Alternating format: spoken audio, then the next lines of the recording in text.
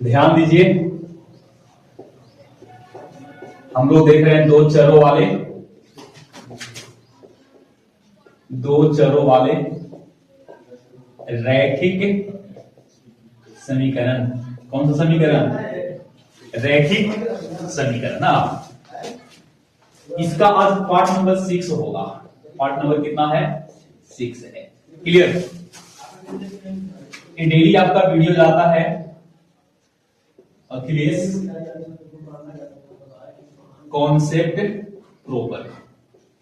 चलिए, इसमें हम लोग देख रहे थे दो चर वाले रैखिक समीकरण को हल करने की क्या हल करने की विधियां हम लोग देख रहे थे ना। तो इसमें हम लोग क्या क्या देख चुके हैं? तो पहला था लुप्तीकरण विधि। कौन सा? लुप्तीकरण। इसी का नाम था विलोपन विधि, है ना। दूसरा इसमें था तुलनात्मक विधि। क्या था? तुलनात्मक विधि। तीसरा इसमें था प्रतिस्थापन विधि। क्लियर है ना। उसके बाद हम लोग देखे थे चौथा नंबर में अनुपात निर्णय विधि, है ना। और आज का जो लास्ट इसका है वो आपका होगा कौन सा? वो है ब्रज गुणज ना विधि। Cross multiplication method. ठीक है, चलो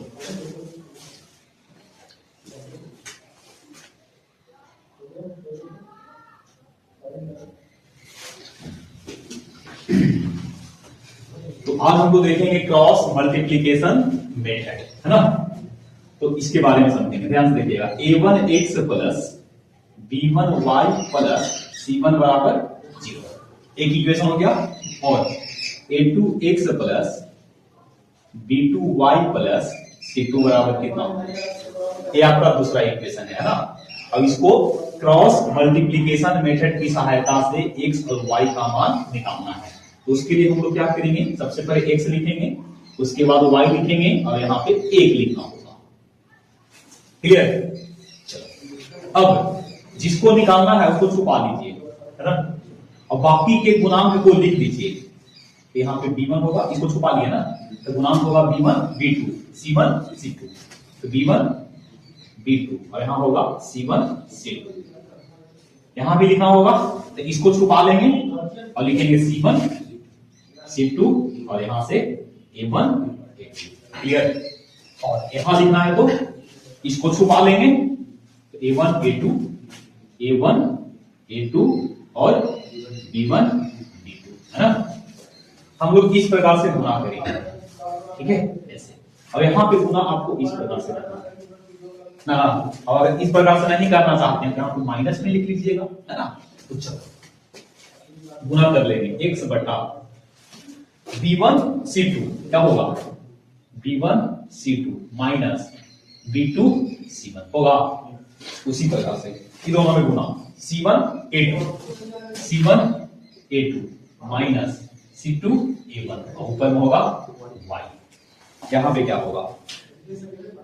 a2 b1, है ना। a2 b1 minus a1 b2 और ऊपर में क्या होगा, है ना। ये तीनों आपस में बराबर है, तो इसके साथ लेके चलिए इसको एक बार, है ना।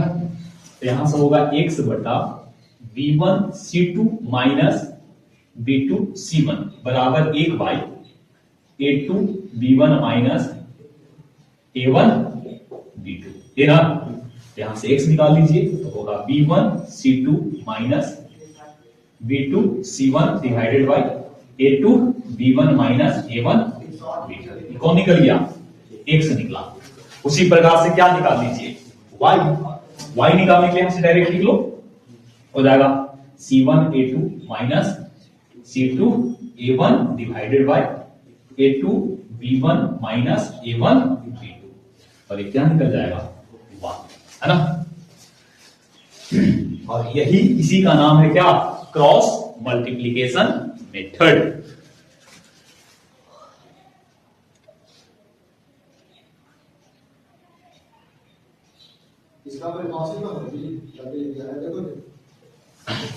क्लियर, समझें, ये तो था आपका जनरल इक्वेशन। अब यहां पे कोई दो समीकरण लेकर के हल कर लेते हैं, तो चलिए देखेंगे।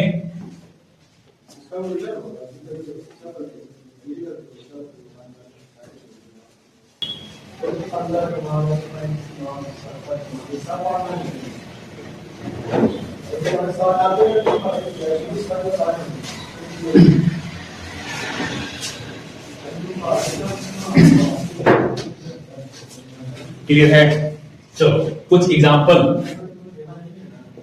आपका पहला है 2x प्लस 3y बराबर, ठीक है 12, कितना है 12, ओके 5x प्लस 4y बराबर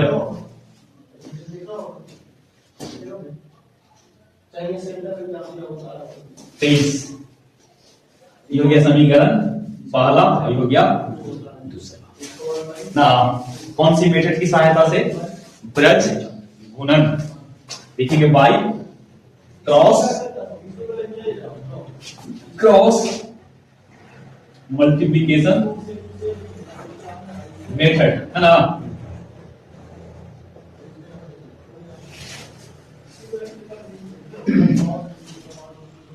तो देखेंगे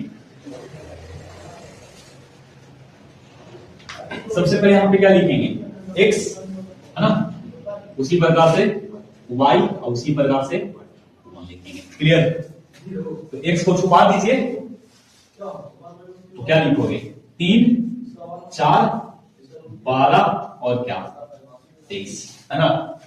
y को छुपा दीजिए यहाँ पे, तो आएगा 12 23 2 और क्या 5, यहां से 2 5 और 3 और 4। क्लियर, यहां पे गुना कर लीजिए ऐसे, यहां से भी ऐसे, और यहां ना, तो x का x 3 में 23 से गुना, 23 किया 69, और 12 में 4 से 12 के 48, यहाँ पे 12 बचे 60, 23 दूनी 5 आई, 4 दूनी 8। क्लियर, तो x के नीचे कितना हो जाएगा देख लीजिए, कितना होगा, इसको हल कर लेता हूं, नहीं तो हो गया हमारे ख्याल से 21, और ये हो जाएगा कितना 14, और ये हो जाएगा कितना, क्वेश्चन को सेटिंग करके दिया, ठीक है क्वेश्चन को सेटिंग करके दिया।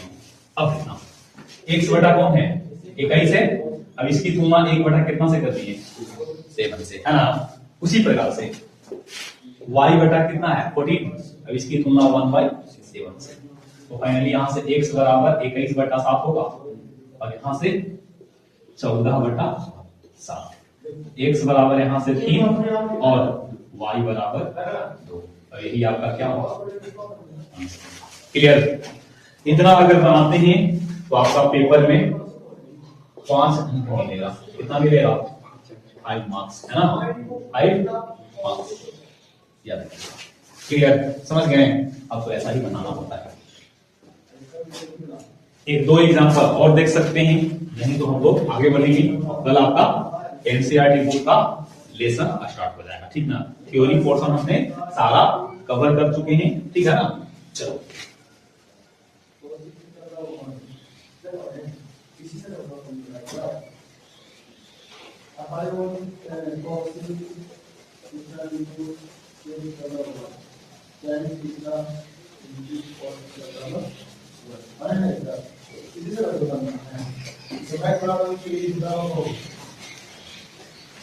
जैसे आपको दिखता है कि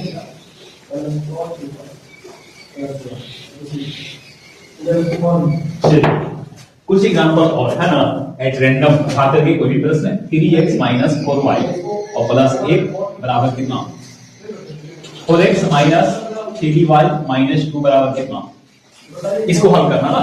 कोई भी एग्जांपल ले लीजिए आप। तो सबसे पहला लिखेंगे y क्रॉस मल्टीप्लिकेशन मेथड ना, x यहां पे कौन, y यहां पे x के नीचे कौन लिखेंगे, इसको छुपा करके बाकी बचा उसका गुणांक।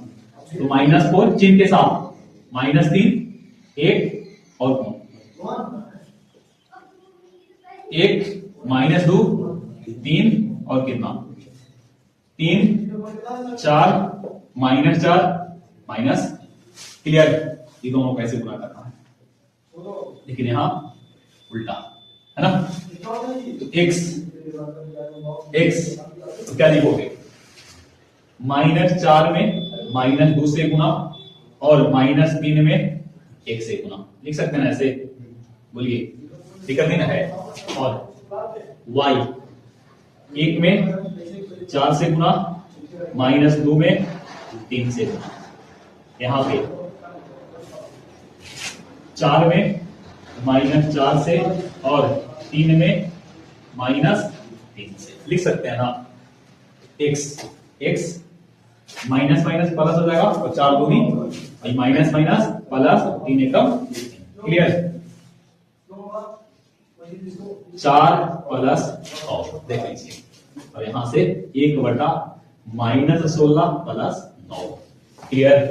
तो हो जाएगा x/11 जोड़ देंगे, y/10 और यहां से 9 में से 16 गया कितना, -7 तो आप निकाल लीजिए x बराबर 11/-7 आएगा और y बराबर -10 बटा कितना होगा, ठीक है। देख लीजिए, क्लियर, समझे ना।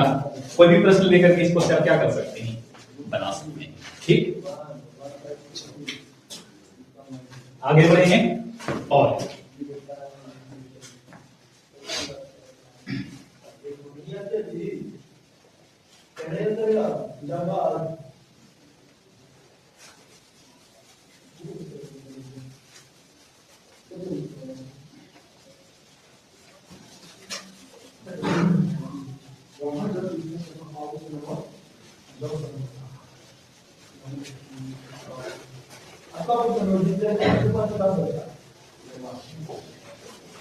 बच्चा है बेटा पूछिए ना, उसका भी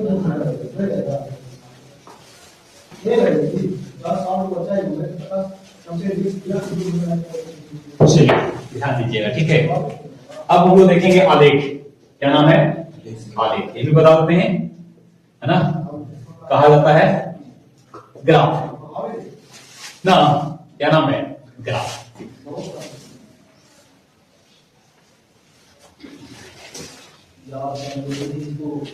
तो आलेख भी आपका पेपर में कितना आएगा, 5 मार्क्स, है ना। कितना मार्क्स, 5 मार्क्स, ठीक है। कैसे बनाया जाता है, तो पहले हम लोग इक्वेशन लेते हैं। सपोज 2x प्लस 3y बराबर 5 है और 5x प्लस 3y बराबर यहां पे हमने 8 ले लिया, और दोनों समीकरण को क्या करना है, हल करना है with the help of graph. ये हो गया समीकरण फर्स्ट, ये हो गया समीकरण सेकेंड, है ना। तो सबसे पहले सारणी बनावेंगे, लिखेंगे यहां पे समीकरण 1 के लिए सारणी, है ना। तो यहां पहले टेबल बना लेते हैं, ठीक है। x y दो वैल्यू निकाल लीजिए कम से कम, एटलीस्ट कितने वैल्यू, 2 वैल्यू नहीं, तो ऐसा करते हैं कि y का वैल्यू कितना ले लिए, 0, यहां लिखेंगे पुट y बराबर कितना, 0। 2x प्लस कितना है 3 और 0 बराबर कितना, तो हल कर लो। 2x प्लस 0 बराबर 5, 2x बराबर 5, तो x बराबर 5 बाई कितना, 5/2 मतलब 2.5, है ना। उसी प्रकार से पुट कर लीजिए, इधर बताते हैं, है ना, यहाँ पे पुट x बराबर, ऐसा करते हैं, यहाँ पे आप रख लीजिए x बराबर 1, कितना रखो, 2 इंटू 1 प्लस 3 ऑफ y बराबर 2 हो गया, 3y हो गया और बराबर 5। तो 3y बराबर 5 माइनस 2, तो 3y बराबर 3, तो y बराबर कितना, 1। y कितना आ गया, 1, कितना रखने पर 1। Clear, okay. अब इसी प्रकार से लेके चलना दूसरा इक्वेशन, कौन सा, यहां पे बना रहा हूं, ठीक ना,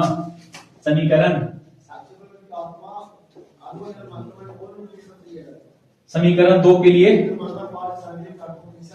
सारणी ना, 2 के लिए सारणी, तो 2 के लिए आपको यहाँ पे एक प्यारा सा नाना सा छोटा सा क्या बनाना है, सारणी बना लेना है ना।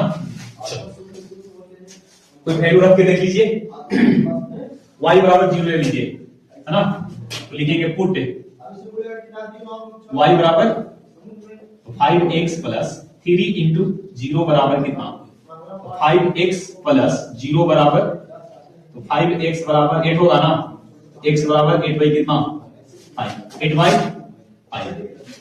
अब ऐसा करते हैं कि एक और निकाल लीजिए, चलो यहां से y बराबर 1 पुट कर लिए, कितना, 1 ना, कर दो, तो 5x प्लस 3 इंटू 1 बराबर 8, तो 5x प्लस 3 बराबर 8, तो 5x बराबर 5 होगा, तो x बराबर 1 होगा। क्लियर, x बराबर 1 कितना रखने पे ना, क्लियर है।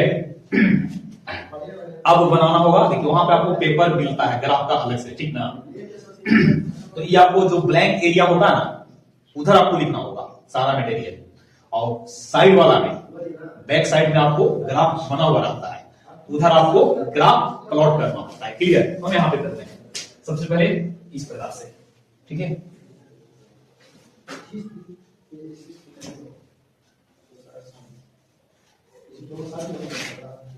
ठीक है ना, ये हो गया x, ये हो गया x डैश, y ये क्या होगा, y डैश।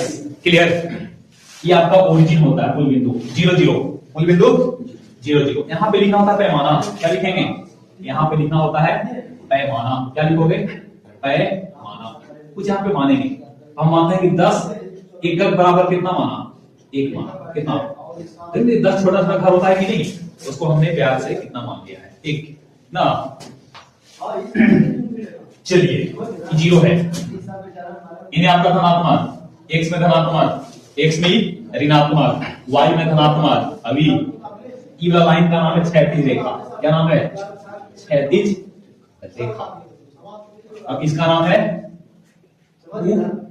ऊर्ध्वाधर, ऊर्ध्वाधर रेखा, ठीक है, इसको कहते हैं वर्टिकल लाइन, वर्टिकल लाइन। अब इसको कहेंगे हॉरिजॉन्टल लाइन। अब इसके कटान बिंदु को कहा जाता है ओरिजिन, क्या कहते हैं, वो यहाँ पे क्या है, ओरिजिन है, ओरिजिन, पीओपी बोल सकते हैं, पॉइंट ऑफ क्या, sorry POI, point of intersection, point of कटान बिंदु, मूल बिंदु, जिसका निर्देशांक होता है 0 और 0, याद रखिए ऑब्जेक्टिव के लिए, ठीक ना। ओ को कहेंगे ओरिजिन, मूल बिंदु, पॉइंट ऑफ इंटरसेक्शन, एक्स और वाई अक्ष के कटान बिंदु को हम क्या कहते हैं, ओरिजिन करते हैं। चलो फिलहाल यहाँ पे लिख देते हैं, यहां तक हमने 1 मान लिया है, कितना मान लिया, 1, इतना ही की दूरी पर, इतना ही की दूरी पर, इतना ही की दूरी पर, इतना ही की दूरी पे, है ना। देख रहे हैं कि सारा यहाँ पे जो आंकड़ा है ना वो सब प्लस में है, तो माइनस वाले में कम स्पेस भी आप दे सकते हैं। उसी प्रकार से देखो ये नेगेटिव वाला है ना, ये भी नेगेटिव, इधर तो है नहीं, हालांकि आप लिखना चाहो तो लिख सकते हैं, -1, -2, -3, -4, -5। क्लियर, एक बराबर गैप लेकर के आपको चलना होगा। उसी प्रकार से 1 2 3 4 5 6 होगा, नीचे भी -1 -2 -3 -4 -5। क्लियर। अब पहला समीकरण में सबसे पहले भुज और कोटि को एक बार और, x को कहते हैं भुज और y को कहते हैं कोटि। एक को कहते हैं ऑर्डिनेट एक को कहते हैं ऑर्डिनेट और एक को कहते हैं अब सीसा, एक को कहते हैं भुज और एक को कहेंगे कोटि, है ना। पहले भुज को मिला लेंगे, पहले भुज लेके चलना है और बाद में कोटि। तो यहाँ पे भुज के रूप में कितना, देखो यहाँ से बनाओगे ना तो बनेगा 5/2 के साथ में 0 और 1 के साथ में कौन बनेगा, और यहाँ पे क्या बनाओगे, यहाँ पे 8/5 के साथ में 0 और 1 के साथ में 1, x में 5/2, 5/2 का मतलब 2.5 और y में 0, y में अगर 0 है तो y तरफ आपको नहीं देखना है, सिर्फ x में ही देखना है। तो x में 2.5 देखो यहाँ पे बीच में होगा, ये हो गया कितना, ये हो गया आपका 5/2 और साथ में कितना 0, ये बिंदु का नाम हमने ए रख दिया, क्या a। उसी प्रकार से 1 पर 1, x में भी एक इकाई चलना है, y में भी एक इकाई चलना है, इसका मतलब है कि पहला पाद में, ये पहला पाद में दोनों प्लस प्लस होता है जी, इसमें भुज और कोटि दोनों प्लस में, इसमें माइनस प्लस, इसमें माइनस माइनस और इसमें प्लस माइनस। क्लियर। जब हम लोग नियामक पढ़ेंगे ना कोऑर्डिनेट ज्यामिति तो वहां पे इसके बारे में हम लोग डिटेल में अध्ययन करेंगे। क्लियर। चलो 1 पे 1 देखो, ये यहां पढ़ेगा 1 पे 1, ये अपने सीध में बढ़ेगा ना, ग्राफ में आपको बढ़िया से दिखेगा भाई, ठीक है। देखो हम यहाँ पे अनुमान से लिखा 1 पे ना, सॉरी मिस्टेक, 1 पे 4 हो गया ना, 1 पे 1 लेना है, देखो ये वाला होगा, इन्हें से बढ़ा इन्हें से ये बढ़ा, जहां पे मिलेगा वही बिंदु 1 और 1 होगा, इसका नाम हमने क्या दे दिया बी, और कितना 1 पे 1। क्लियर। ये दोनों से आप मिलान करके एक इक्वेशन बना दीजिए, क्या कितना होगा इक्वेशन, है ना। ये कौन सा इक्वेशन है, समीकरण 1 है। समीकरण क्या है, ये आपका समीकरण 1 हो गया ना, ये कौन सा है समीकरण 1। उसी प्रकार से आपको मिलान करना होगा, यहाँ से 8/5, 8/5 का मतलब भागा दीजिएगा तो 1.6 ना, 1.6 का मतलब कि देर से आगे थोड़ा सा ना यहाँ पे। क्लियर। और 0 यहीं पे होगा, यहीं पे होगा ना, इसका नाम हमने सी दे दिया। ओके, एक और है 1 पर 1 कहीं मिलेगा, देखिए बिंदु ही मिल गया। अभी दोनों से क्या खींचा जाएगा, ये दोनों बिंदु से एक रेखा खींचना है, ये दोनों बिंदु से क्या खींचना है रेखा, है ना। ये हो जाएगा इक्वेशन कितना, इक्वेशन 2। पहला और दूसरा इक्वेशन जिन दो बिंदुओं पे, सॉरी पहला और दूसरा इक्वेशन जिन बिंदुओं, पहला और दूसरा इक्वेशन जो है जिन बिंदु पे कट रहा है वही बिंदु x और y का क्या होगा सॉल्यूशन होगा। कहां पे कटना, बिंदु b पर नहीं, यहां पे लिखेंगे हल में सबसे पहले x को देखो फिर इसको देखो, x कितना है बताओ, x में भी 1 और y में भी कितना, x में 1 और y में भी कितना 1, है ना। आप यहाँ पे चेक करके भी देख सकते हैं, चेक करके देख लीजिए 2 into 1 ओके, और 3 into 1 5, 5 into 1 और 3 into 1 कितना 1 मतलब 8, मतलब पहला और दूसरा इक्वेशन को ये दोनों वैल्यू सेटिस्फाइड कर रहा है ना, इसका मतलब कि ये ग्राफ आपका 100% सही है। कितना बनाइएगा तो आपको पेपर में कितना अंक आएगा, 5 अंक मिलेगा, ठीक है ना। इक्वेशन सेटिंग करके दीजिए, ठीक ना, क्योंकि ग्राफ खींचना, जैसे मान लो कि कोई पटांग वैल्यू अगर लेते हैं तो शायद ग्राफ उतना बढ़िया से नहीं आता, और नहीं आता तो ग्राफ बढ़िया से नहीं आएगा तो आंसर भी बढ़िया से नहीं आएगा, इसलिए हमने एक प्रश्न को सेटिंग करके दिया था, एक एक वैल्यू लेकर के 2 + 3 बराबर कितना 5 और 5 + 3 बराबर कितना, मान लीजिए कि x बराबर कौन है y ना, तो ये आपका क्या है ग्राफ है। पेपर में ऐसा ग्राफ आपको कितना अंक में देखने के लिए मिलेगा, 5 अंक में देखने के लिए मिलता है, ठीक है। अक्सर ये पेपर में एक प्रश्न आपको जरूर आएगा, ठीक है। तो यहां से आपका 5 अंक श्योर हो जाता है, 5 अंक आपको आएगा, ठीक ना, चाहे किसी भी रूप में। क्लियर।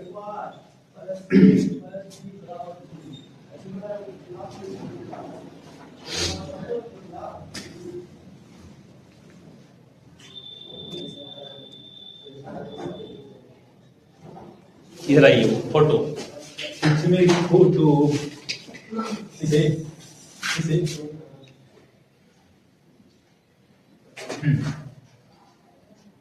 या ओके आओ इसे देखो, देखो हमसे